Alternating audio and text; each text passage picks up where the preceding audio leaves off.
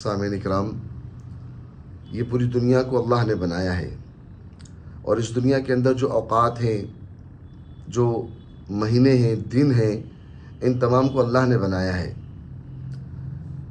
تو یہ جو سال کے 12 مہینے ہیں، اس کو بھی اللہ نے بنایا ہے، اور ان مہینوں کے اندر اللہ تعالیٰ نے ایک مہینے کو دوسرے مہینے پر فضیلت دی ہے۔ اب کیوں دی؟ یہ اللہ کا اپنا ضابطہ ہے۔ تو یہ فضیلت والوں مہینوں میں ایک مہینہ یہ محرم کا بھی ہے۔ اس مہینے کو اللہ کا مہینہ کہا گیا ہے، اس مہینے کا اللہ نے اکرام کیا ہے۔ اس مہینے کے تعلق سے فرمایا کہ اپنے نفسوں پر ظلم نہ کرو، ان مہینوں کا احترام کرو۔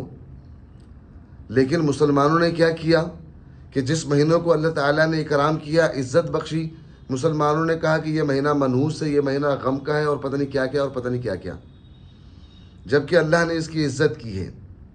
اب اس مہینے کے اندر نہ جانے مسلمان کون سے اعمال کرتے ہیں۔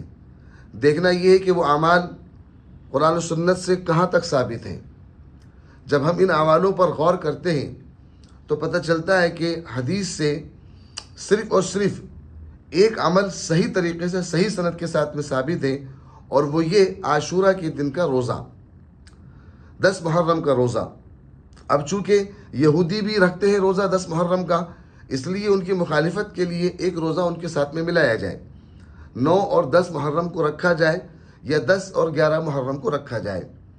اگر کوئی شخص اتنا مصروف ہے یا اس کے پاس میں اتنی سہولت نہیں ہے کہ وہ 2 روزے رکھ سکے، تو بعض لوگ کہتے ہیں کہ ایک روزہ بالکل نہیں رکھ سکتے۔ یہ بالکل غلط بات ہے۔ آپ چاہیں تو آپ ایک روزہ بھی رکھ سکتے ہیں، انشاءاللہ وہ فضیلت و ثواب آپ ضرور پائیں گے، جو کہا گیا کہ اس کی برکت سے اللہ تعالیٰ گناہوں کو معاف کر دیں گے۔ اس کے علاوہ ایک اور عمل گرچہ سندن ضعیف ہے لیکن فضائل کا معاملہ ہے، تو اس کو بھی کر سکتے ہیں۔ یعنی عاشورہ کے دن اپنے گھر والوں پر دسترخوان کو وسیع کرنا، یہ کوئی صحیح سند کے ساتھ تو ثابت نہیں ہے، لیکن ثابت ہے، سندن ضعیف ہے۔ ان 2 عملوں کے علاوہ اس مہینے کے اندر نہ جانے کون سے اعمال ہم کرتے ہیں جن کا دور دور تک شریعت سے کوئی تعلق نہیں، اور اللہ کے رسول نے فرمایا کہ میرے بعد میں اگر کوئی کام ایسا شروع کیا جائے جس کو دین سمجھ کر مسلمان کرے تو وہ کام مردود باطل ہے۔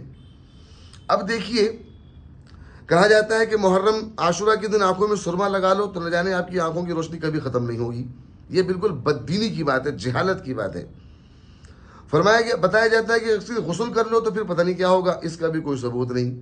پھر ایک فضیلت اور بیان کی جاتی ہے کہ جس نے عاشورہ کا روزہ رکھا تو اس کو 80 سال کے گناہ معاف ہوں گے، 80 حج، پتہ نہیں کتنے، 1000 حج کا ثواب ملے گا، اور دوسروں کو بتائے گا تو اس کے اتنے سال کے گناہ معاف ہو جائیں گے۔ یہ سارے کے سارے بددینی والے باتیں ہیں، بدعقیدے والے باتیں ہیں۔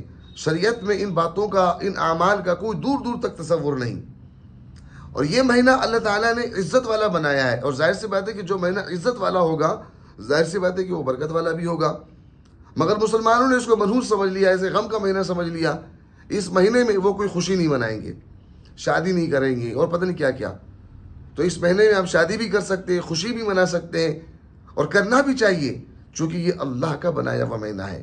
اللہ نے اس کا اکرام کیا ہے، اللہ نے اس کو فضیلت بخشی ہے، اللہ نے اس کو عزت دی ہے، اور ہم کیسے محروم ہیں کہ جس مہینے کو اللہ نے اکرام کیا، ہم نے اپنی بدعقیدگی کی وجہ سے اس مہینوں کو باطل مذاہب سے متاثر ہو کر ان کی اتباع میں اس مہینے کو ہم نے منحوس سمجھ لیا۔ تو مسلمانوں، یاد رکھو کہ اس مہینے کے اندر صرف عاشورہ کے روزے رکھنے کی فضیلت ثابت ہے۔ دوسرا، عاشورہ کے دن اپنے گھر والوں پر کچھ دسترخوان کو آپ بڑھا لیں، وسیع کر لیں۔ اس کے علاوہ جتنے بھی اعمال کیے جاتے ہیں وہ سارے کے سارے قرآن و سنت کے خلاف ہے۔ ان اعمال کے کرنے کی وجہ سے ظاہر سی بات ہے کہ مہینہ بڑا ہے، فضیلت والا ہے، اور اللہ نے کہا کہ فَلَا تَظْلِمُوا أَنفُسَكُمْ، کہ اس مہینے میں اپنے نفسوں پر گناہ کر کے ظلم نہ کرو۔ تو جب وقت باوقار ہوتا ہے تو اس وقت میں اگر نیک عمل کیا جائے تو اس کی فضیلت بھی بڑھ جاتی ہے، اور اس وقت میں اگر کوئی غلط کام کیا جائے تو اسی مطابق اس کا حساب کتاب بھی دینا ہوتا ہے۔ اس لیے احتیاط کریں، اجتناب کریں ہر اس عمل سے جو قرآن و سنت سے ثابت نہیں، ہر اس عمل سے جو دائرہ بدعت کے اندر ہو، اور دائرہ بدعت کے اندر جو عمل ہوگا وہ ضلالت والا ہوگا، گمراہیت والا ہوگا، اور اس کا ٹھکانہ جہنم ہوگا۔